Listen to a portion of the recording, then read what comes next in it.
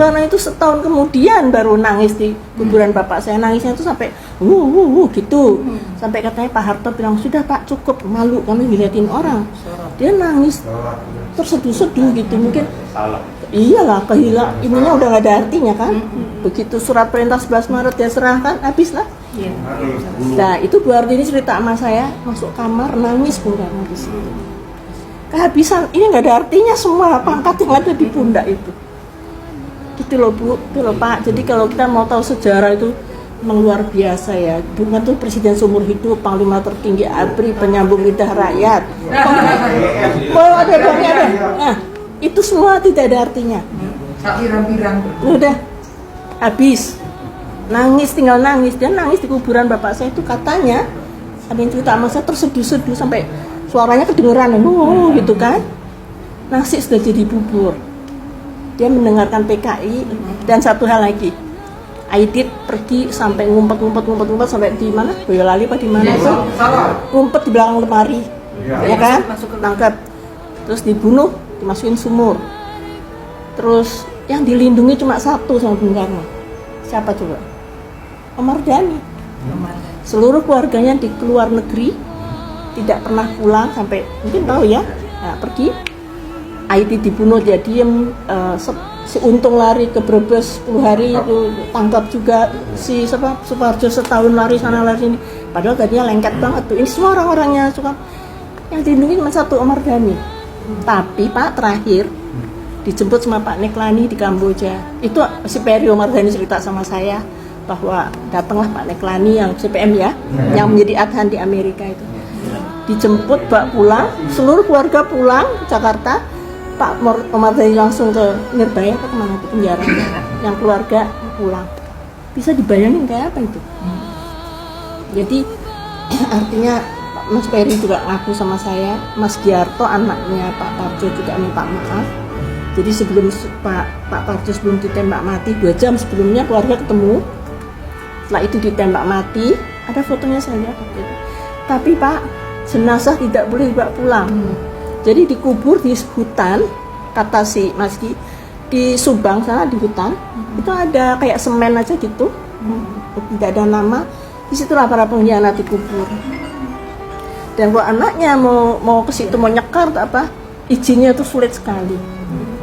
Tapi kita mesti ingat ya, kalau ibu bapak pergi ke kuburan para raja di Jogja itu, apa namanya, Wonogiri, kan ada tangga, terus yang terakhir di tengah itu kita harus injak itu ya, karena itu pengkhianatnya Sultan Agung. Itu sama dengan memperlakukan orang tua mereka yang berkhianat itu tidak pakai nama, tapi dikuburnya pakai ini aja, semen gitu, tanpa nama, di hutan lagi. Jadi kalau mau tahu, itu Mas Gi cerita sama saya dan dia bilang, bapak saya salah Mbak, saya minta maaf. Karena Mas Gi dulu tiap sore dijemput tentara, disetrum gitu, sampai nggak bisa nafas dia. Bapakmu di mana? Nah itu Pak Suparjo itu lari dari satu rumah, dan terakhir ketangkapnya di Celilitan apa di mana tuh, Tanjung Priok atau di mana gitu. Itu cerita-cerita itu kita harus baca ya. Jadi akhirnya gini, oh begitu ya. Jadi yang berkhianat tuh ya kalau tentara emang harus mati. Tapi yang tidak mati kayak Latif itu, yang masuk bui, lalu diwolak-waliklah cerita itu sama dia.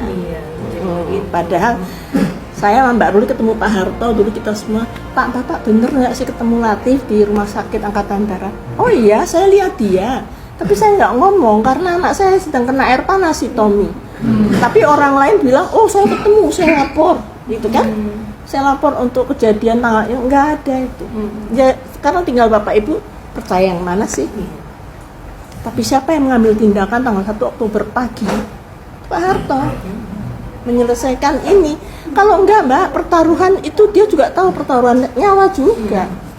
Bayangin loh Bung Karno memerintahkan perang di hari gitu ya. Peranglah kita, tapi memang Jakarta dalam keadaan perang hari itu.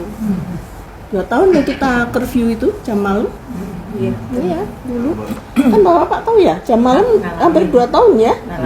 Jam 6 sore ke jam 6 pagi. Dapat surat tugas dari Pak Sanip dulu, batalion 328 Puncak. Kujang. Untuk menangkap Suparjo. Tapi nggak ketemu kan Pak, sampai setahun dia lari. markas kita di GKPI dulu. Batalion 3. Ya, jadi maksud saya, kasih pistol sama Mas Adi. jadi maksud saya sampaikan ini supaya Bapak Ibu juga tahu setelah peristiwa itu apa. Iya, itu. Tanggal 6 Oktober Bung Karno pidato bahwa it's an ocean rainbow ocean in the ocean. Jadi riak-riak kecil dalam revolusi. Ya, saya juga gini loh, kok ngomongnya gitu. Bukannya dia berduka ya.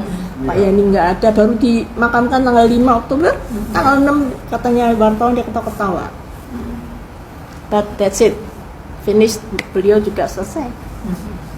Dan sakit sekali jatuhnya Bung Karno itu sangat sakit. Nah, jadi kalau sekarang ini ada PKI baru atau apa itu ngumpulnya memang di PDIP semua. Iya, itu ngumpulnya memang di situ. Kita lawan. Mari kita selesaikan. Ya, memang di situ. Jadi dubes ya Pak. Ya kira-kira 200 lah di DPR RI mereka ya. Ya, tapi si Ciptaning kan bilang 20 juta. Dia bilang ada 20 juta. Kita berusaha memang tuh yang Mas Untung dari cerita untuk rekonsiliasi nggak bisa. Karena begitu ngumpul masuklah ini unsur lain, lalu si Aidit, si Ilham di kosok marah, akhirnya berantem aja. Iya, nggak bisa. Nah, kalau sampai Jokowi ngeluarin apa tadi? Kepres. Ya kita turunkan lagi ya. Iya kan? Kita lawan, Pak. Kita usahakan nih. Lebih bagus ini cepat kita jemput, kita bubarkan. Itu Kepresnya. Kita suruh memaafkan. dia pemerintah minta maaf. Ya memang ya Pak ya, orang mau kudeta nih saya tanya, paling yang mendesain 5 orang ya, Aidit, Sudisman, siapa? Noto, siapa lagi tuh? Paling 5 ya, Politbiro ya. Politbiro CCP kayak paling 5 orang, dia nggak mungkin waro-waro 3 juta. Kita mau ini loh, kan nggak mungkin. Nah sekarang ini pengikutnya yang seabrak-abrak ini kan menuntut sebenarnya hanya minta ini. Iya, untuk partainya. Itu enak benar. Bolak-balik kalau nyalakan Orde Baru enggak. Iya, padahal Karena yang dukung PKI kan udah. Jadi Orde Baru itu, jadi gini Pak ya, orang tuh jahatnya gini, karena orang tahu era Pak Harto 32 tahun itu, tapi awal tahun 65 sampai tahun 74 mungkin Pak Harto itu masih bagus. Setelah itu kan kita booming minyak tuh tahun 70-an. Nah anak-anaknya mulai gede, ini kroni, yang rumun itu kroni. Jadi sebetulnya Pak Harto tuh nggak ikut campur. Saya pernah nanya kok sama Pak Hendro Priyono, Pak kalau saya bikin surat ke Pak Harto, itu suratnya kemana? Kalau yang dari rakyat itu langsung ke meja Pak Harto Cendana. Kalau yang dari konglomerat itu ke Murdiono. Itu yang saya tahu. Saya dimarahin Pak Hendro, lain kali kalau kamu bikin surat kasih saya dulu. Saya emang sengaja ngetes gitu. Saya kan di desa waktu itu ya. Ternyata surat saya itu sampai di mejanya beliau. Tapi surat dari konglomerat itu ke Pak Murdiono, Pak. Nah, Pak Harto itu kesalahannya satu, kroni itu. Ketika beliau lengser, nggak ada satupun di situ orang. Karena apa? Lari semua buat duit. Iya Pak, iya. Nah anak-anaknya sekarang dituntut suruh ngembaliin kan sama negara. Si Tommy, Mbak Tutut semua. Tapi Pak Harto itu bersih memang. Karena yang jahat itu kroni namanya. Kalau sekarang kan apa namanya oligarki. Nah, kalau dulu kroni. Sekarang lebih parah sekarang. Iya, sekarang sudah masuk sampai ke lini yang paling bawah ya. Sekarang nggak usah jauh-jauh. Lukas NMB main judi triliunan. Masa KPK mau nangkep dia takut ditembak OPM. Ya kan? Ibu dari dan punya anak kecil dari ibu siapa tuh? Iya, lucu kan? Mau nangkep Lukas NMB kok takut? Takut sama siapa? OPM. Pakai anti peluru dong ya. Yang mau dikerahkan 1000 Brimob untuk ngambil dia. Maluin banget bangsanya sendiri, tidak bisa. Kalau bapak saya dulu prinsipnya satu, kalau ada negara dalam negara harus ditumpas, di ITI ditumpas, PRRI ditumpas, ya kan? Gitu. Itu prinsip tentara. Jadi sipil yang kayak Pak siapa Jokowi yang nggak tahu kayak gitu.